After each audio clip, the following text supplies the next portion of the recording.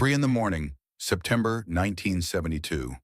The hallway of the Chicago Hilton was silent, except for a sound that didn't belong. Crying, broken, desperate weeping that comes from somewhere deep and unfixable. Isaac Hayes stood frozen, halfway between his room and the elevator. The sound was coming from room 847. Marvin Gaye's room. Isaac knocked softly. No answer. Just the crying, muffled now. He tried the handle. Unlocked. He pushed the door open slowly. The room was dark except for bathroom light.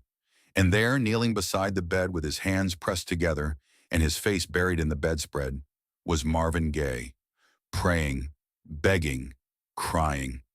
"Please, God," Marvin's voice was barely audible, broken by sobs.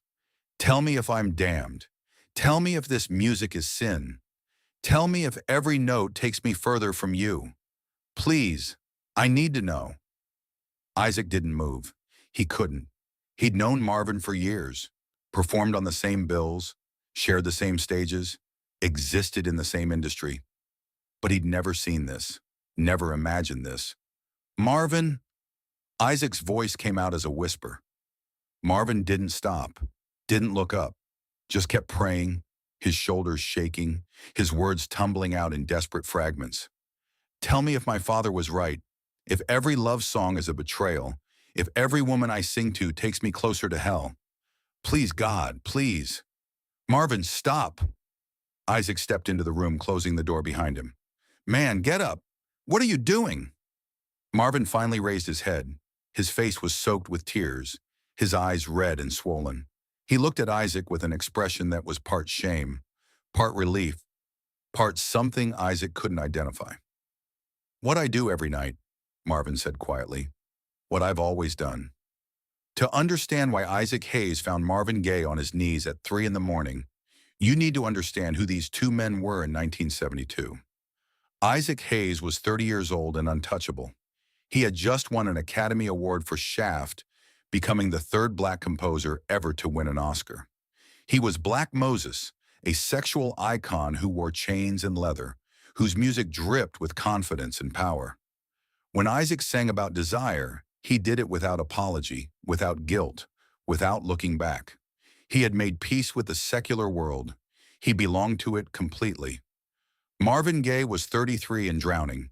On the surface, he had everything: hit records, fame, respect, a voice that could make women cry and men feel inadequate. But underneath, Marvin was still the son of Marvin Gaye Sr., a Pentecostal minister who believed that secular music was the devil's work, that his son's entire career was a betrayal of God. Marvin had been singing in church since he was 3 years old, his voice shaped by gospel, and even now, after years of success, he couldn't escape his father's voice telling him that every note he sang outside the church was pulling him toward damnation. The contrast between Isaac and Marvin wasn't just professional, it was spiritual. Isaac had liberated himself. Marvin was still imprisoned. 6 months earlier, at the Soul Train Awards in Los Angeles, Isaac had been holding court backstage. A group of younger artists had gathered around him, drawn by his presence, his confidence, his aura of having figured something out that they were still struggling with. Someone had asked him about Marvin Gaye, about the difference between their approaches to music. Isaac had laughed, not cruelly, but with the casual dismissiveness of someone who genuinely didn't understand. "Marvin's still fighting his preacher daddy," he'd said, gesturing with the champagne glass in his hand. "Still trying to figure out if he's allowed to be sexy. Man, you can't make love songs and feel guilty about it. That's weakness. You gotta choose. You want to be saved or you want to be successful? Pick one." "Me, I made my choice years ago. I chose this." He spread his arms, indicating the room, the success, the freedom. No guilt, no looking back, no preacher in my head telling me I'm going to hell every time I make a woman feel good with my music. The group had laughed with him, nodding in agreement. It made sense. Isaac made it sound so simple, so obvious, like anyone still trapped between gospel and secular music was just being stubborn, refusing to see the clear path forward. Later that night, at the after party, Isaac had approached Marvin directly. They'd known each other for years. moved in the same circles, respected each other's talent, but there had always been a distance, an unspoken tension that neither of them addressed. Marvin, Isaac had said, loud enough for people nearby to hear, you make the sexiest music in the world and you still go to church every Sunday. How does that work? Marvin had smiled, that practiced smile he used when he didn't want to engage. I guess I'm trying to cover all my bases. You can't serve two masters, brother. God or mammon, gospel or girls. You got to let go of that church guilt. Look at me. I sing Shaft without an ounce of shame. That's freedom. Marvin had looked at Isaac for a long moment. I've been trying to let go, he'd said quietly. For years. Try harder, Isaac had said, clapping him on the shoulder. Life's too short to spend it guilty. Now, 6 months later, in a dark hotel room in Chicago, Isaac was beginning to understand that Marvin's problem wasn't that he hadn't tried hard enough. It was that he'd tried and failed. Over and over again. Isaac sat down on the edge of the bed. Marvin was still on the floor, his back against the mattress, his hands folded in his lap. The crying had stopped, but his breathing was still uneven, shaky. How long have you been doing this? Isaac asked. Doing what? This, coming to your room at night and praying like that. Marvin didn't answer immediately. He stared at the wall across from him, his expression empty, exhausted. Since I was 15, he finally said, since my first secular song. I recorded it, felt good about it, came home, and my father beat me with a belt, told me I'd sold my soul for 30 pieces of silver. That night, I prayed for forgiveness. I've been praying ever since. Isaac felt something shift in his chest. Every night? Every night. Sometimes multiple times a night. I record a love song. I perform something sensual. I sing about desire or romance or physical pleasure. And then when everyone's gone and I'm alone, I get on my knees and beg God to forgive me, to not count it against me, to understand that I didn't mean to betray him. Marvin, that's... Isaac didn't know how to finish the sentence. Crazy? Marvin offered. Weak? Pathetic? I was going to say devastating. Marvin looked at him surprised. You've been carrying this for 18 years? Isaac's voice was softer now, stripped of its usual bravado. This guilt, this fear, this constant battle between what you do and what you think you're supposed to be? I thought everyone felt this way, Marvin said. I thought it was just part of being an artist, creating something beautiful and then hating yourself for it. No, Isaac said firmly. That's not normal. That's not everyone. That's you being destroyed by your father's voice. Marvin's eyes filled again. But what if he's right? What if God really does judge me for this music? What if I get to the end and realize I spent my whole life singing the devil's songs? Isaac wanted to tell him it was irrational, wanted to explain that music was neutral, that art wasn't sin, that God, if he existed, wouldn't condemn someone for having a beautiful voice and using it. But looking at Marvin's face, seeing the genuine terror there, Isaac realized that logic wouldn't help. This wasn't about reason. This was about a wound so deep that no argument could reach it. Do you pray before you record? Isaac asked. Marvin nodded. Always. I ask God to guide the session, to let the music be pure, even if it's secular. Sometimes I pray between takes. And after?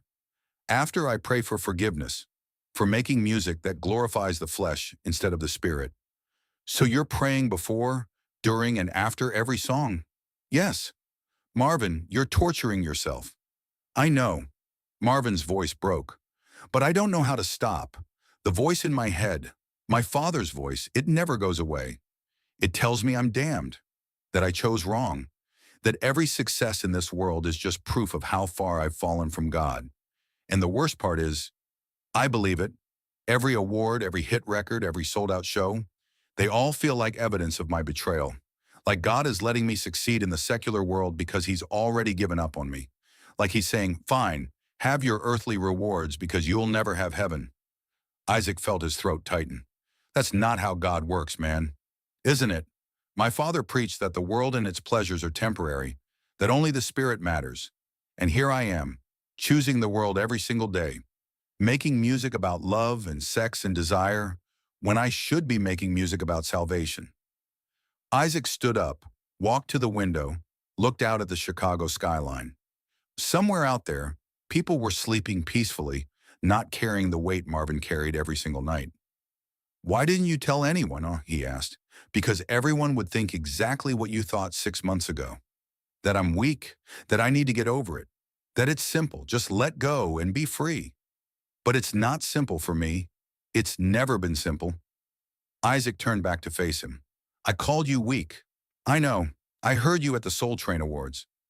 You were standing there listening to me mock you and you didn't say anything.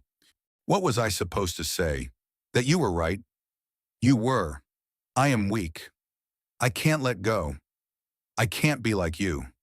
Marvin, I'm not stronger than you. I never had to fight this fight. My grandparents were religious, but they didn't tell me music was sin. I grew up free. You grew up in a cage. That's not weakness, that's just what happened to you." Marvin pulled himself up from the floor, sat on the edge of the bed next to where Isaac had been sitting. "Do you ever feel guilty?" he asked. "About anything?" Isaac thought about it. "Not really, not about the music anyway. Must be nice." "It is, but Marvin, it's also empty sometimes. I make this powerful, sexual music, but I don't feel it the way you do. I don't ache when I sing, I perform. You bleed." "Bleeding isn't strength, Isaac. It's just bleeding." They sat in silence for a while. The clock on the nightstand read 3:47 a.m. Somewhere down the hall, someone flushed a toilet. Normal sounds. Normal life. While Marvin Gaye sat in a hotel room trying to reconcile his soul with his career. "What if you stopped?" Isaac finally asked. "Stopped what?"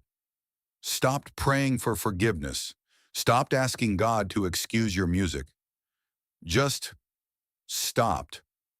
Marvin looked at him like he'd suggested cutting off his own arm. "I can't." "Why not?" "Because then I'd have nothing. The guilt is the only connection I have left to God. If I let go of the guilt, I let go of Him. And if I lose Him, what do I have?" "You'd have the music."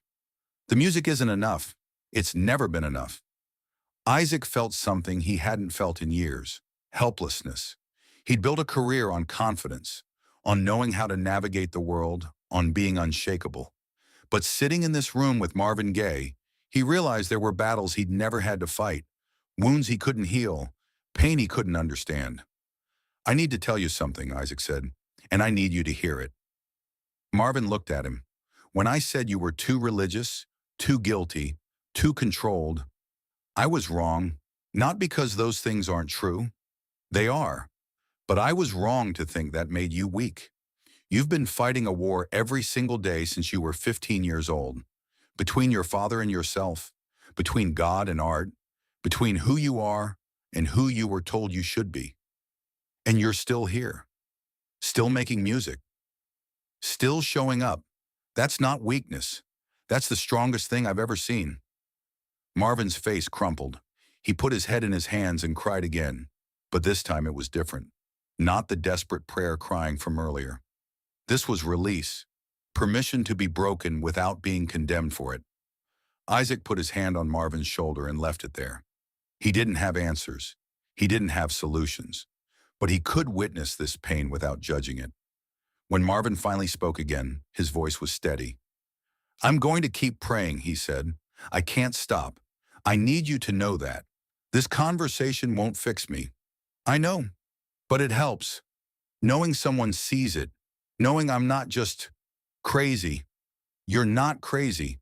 You're just carrying something too heavy for one person." Marvin nodded, wiped his face, and stood up.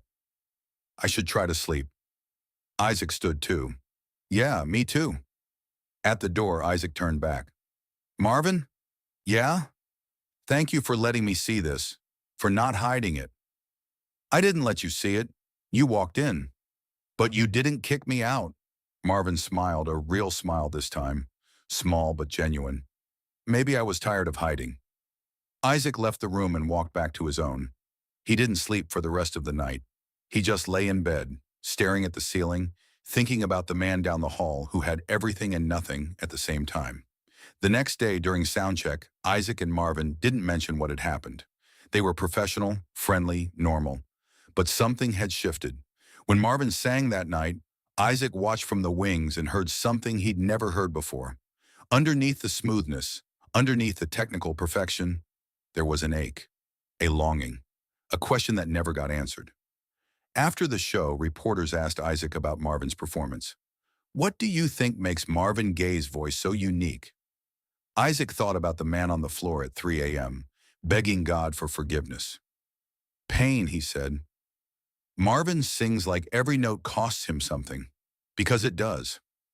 Years later, after Marvin's death in 1984, Isaac Hayes did an interview about the artists who had influenced him. When the interviewer brought up Marvin Gaye, Isaac was quiet for a long time. "I mocked Marvin for being too religious," he finally said, "for carrying guilt about secular music. I thought he was weak, that he needed to just get over it and be free like I was. But I was wrong about everything. Marvin wasn't fighting to be free from religion. He was fighting to be worthy of it. He wanted to make beautiful music and keep his soul. I wanted to make beautiful music and didn't care about my soul. I was free because I didn't give a damn. He was tortured because he gave too much of a damn. And that torture, that guilt, that constant war between art and faith, that's what made his music transcendent. He wasn't just singing, he was confessing. Every song was a prayer and a sin at the same time."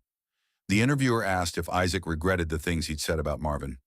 "Every day," Isaac answered, "because I told him to let go of the guilt, to stop praying, to be more like me. But if he'd done that, he wouldn't have been Marvin Gaye anymore. The guilt was the music. The prayer was the performance. I was asking him to become someone else so I could feel better about my own choices. That's not help. That's cruelty."